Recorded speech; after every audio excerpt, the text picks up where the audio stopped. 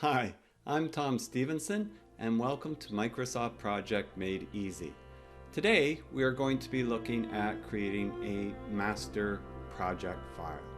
And what exactly is a master project file? Well, in Microsoft Project, you can create a file or a project file that houses your other projects. So it's like the name says, it's a master project file. Like a lot of us, you may have 3, 4, 5 different projects on the go at one time. And that's great. You've got them in each individual file, but you want to know overall what things are coming up. You want to have a single view out of it. You can get more advanced, as I'll do in another video, where you can share resources across the files as well. But for today, we're just going to look at creating a master project file that we can view our projects in. We can make adjustments to our projects, and it actually will adjust the individual files at the same time. So they're linked together. So if you make a change in the master project file, it'll make a link in your existing files, unless you've told project you want it only to be read-only in the master project file. So you can just look at it and contextualize what exactly is coming up and what the relationships may be between the different projects, etc. It's not a complicated thing to do. You just have to be a little bit careful on how you're managing it depending on your organizational requirements. If you're sharing this across teams and things of that nature, you may find something like Project Online might be a little bit more intuitive and easy to use in that respect. But for sure, like a lot of small to medium enterprises, this might be a really good tool for you to use in managing your projects as you go.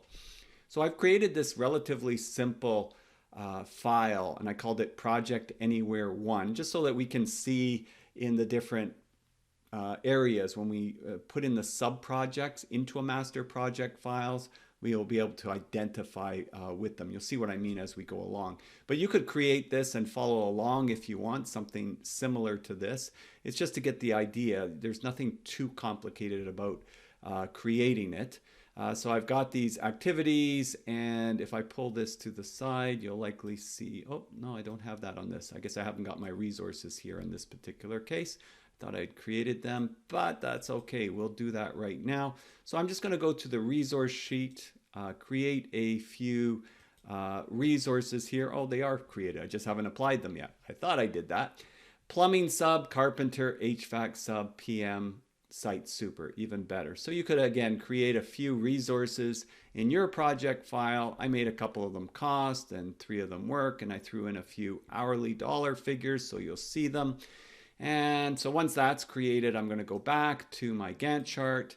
I'll quickly apply the resources. I'll go assign resources, and maybe I'll put the PM I'll assign to the whole project just to split it up. Maybe I'll put the carpenter to the first activity, task 1. I'll put the HVAC sub and to task 2. Maybe I'll put $10,000 to that one, and we'll go plumbing sub over here. We'll assign to task 3. Maybe we'll put $20,000. And to task 4, let's put the site super assign. So we've assigned a bunch of different resources here, and I'm just going to squeeze up my chart so you can see it a little bit. Double click on it just so that you can see everything to the right. Usually I just bring it down to around 50%. Double clicking on the time scale does that, and now you can see everything up on the screen. And maybe I'll make my text a little bit bigger for you. So I'm going to go to Format, Text Styles, just so that you can see it a little bit bigger, giving you other little tips as we go along here. And there we go. Now that should be big enough on your screen, and you can see the resources that I've applied. Great. And so I've already saved this file, but I should show you how I did that, because you want to be careful about this. So I created a folder called Master Project File, and that folder is going to house all my current projects. So I would put my current projects into that folder, so I keep them all in the same location, and I called it Project Anywhere 1. So you have a folder, and then you've got your project saved there. I'll say yes, we'll replace it. And now I'm going to do a file save as, And I'm going to put another file in that folder. But this time we're going to call this one Project Anywhere 2. Save it. So now I'm in Project Anywhere 2, as you can see from the top of the screen over there. And I'm going to change some stuff here just so it's different. We'll add a couple of days to everything. And there we go. And you know what? I'm going to change the start date. So I'm going to go to Project, make it start on a different date, because likely if you had a separate project, it would start on a different date. So maybe a week down the road. And I'll click OK. And it moves everything, so my project's starting on a different time frame. I've got different durations over here, so that's good. Now I'm going to save that, and then I'm going to go File, Save As. I'm going to create a third project under that master project file, and I will call this Project Anywhere 3, and I'll go Save. So I've saved this as Project 3, and what I actually should have done in Project 2 was, what I meant to do was, I'm going to change that so it says Project Anywhere 3. I'm going to save that, and I'm going to File, Open Project Anywhere 2, and I wanted to change that to 2 in Project Anywhere 2. Just so that we can see these differences in the files as they come up. Right, so I've created 3 files. That could be a bathroom if you're a construction company, renovation, kitchen renovation, and maybe an addition, or maybe this could be custom house 1, custom house 2, custom house 3. You can think about it, whatever projects maybe you have on the go, that they would be your separate files. Okay, so now I'm going to go File, New, and I'm going to go Blank Project. And I'm going to right away, I'm going to go File, I'm going to go Save As, and so there's that master project file coming up again. So I'm going to click on that because I want them all to be housed in the same folder, and I'm going to go Master Project File. You can call it anything you want, but I'll just call it Master Project File. And so this is blank, it's got nothing in it. But I want to insert those other projects into this file so I can see them all at the same time. Otherwise, I got to flip back and forth to look at them. I would like to see them all in the same folder. So I'm going to go Sub-Project, and I'm going to go Project Anywhere number 1. Now, you'll notice that you've got a choice here with insert. You could insert it as a read-only file. So that means that if you made adjustments in the master project file, it wouldn't change the base file. I would suggest you have it as, that could be useful if you're creating something and you just want to view them, but you don't want to interfere with those projects. By accident, clicking on something, that could be useful. But if you actually want them to be linked to each other, you need to make sure that this is checked and that you just go Insert. All right. So I'm just going to click Insert, and that should be the default. That's the way it is. So if you didn't do anything, it would just insert it that way.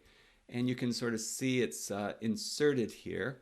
The next one, I would go down without opening it. I find if you open it, and then I go down and I insert another project here, it tends to nest it under this project, which I don't want to do. I actually want my other projects to be sort of on the same level here.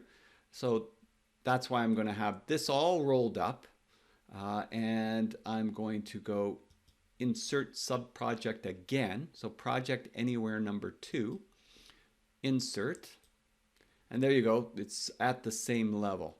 If you, for some reason, inserted it underneath it, you could always delete it out and then do it again. Like I said, if I do this, and now just to show you, if I go Insert Project Anywhere number 3, and I go Insert, it inserts it nested underneath here. Well, it doesn't let me outdent it at that point, like a regular summary task. So if that's not what I want, maybe there's a reason for a different one that's a sub of a sub you might want to do that for, but generally that's not the case. I can just delete this, and it says continue delete Project Anywhere 3 and its subtask. And you click OK. It deletes it from view, and then if I roll this up here, and I put this right below. Now if I go insert Project Anywhere 3, it's inserted there. And I guess I kept the days the same. I had intended to change the start date on Project Anywhere 3, but I didn't. You know what? I can though now. And so let's see. If I went into Project Anywhere 3 and I changed the days to, let's say, I changed the days to 8, 14, and I changed that to 20. No, I'll change that one to 29, and I'll change this one to 30. There we go. So I've been changing the days on Project Anywhere number 3 here. And so now you can see it's quite a lot more days than Project Anywhere number 2 was. And if you recall, Project Anywhere number 3 was the same amount of days as Project Anywhere number 2 when I first started. All right, so now I just clicked save up here, and it says want to save changes to Project Anywhere 3. That's the one I changed. And I can say yes. Yes to all will be any changes I made to any of them, right? Yes to just right now would be to number 3. So I'm going to click yes to all so it doesn't keep prompting me. And that will automatically change all the changes if I had made some to the other ones. I don't think I did, but if I had, that would have made changes there. Now, if I go and I go check just my Project Anywhere 3 file, I still have it open here from before. If I go back and I check Project Anywhere number 3, you see how it says 81 days. So Project Anywhere number 3 is at 81 days. So it accepted the changes I made in the master project file. Now, if I change this to 10 days, right, then it's made that 83 days. Now, as long as I save this, it saved it. Now I can go back down, and if I go into my master project file, it should say 83 days, and it does, right? So it will accept those changes that are going across. The other thing is I can have these opened up, the various projects, and I can look at them on how they're matching up to each other.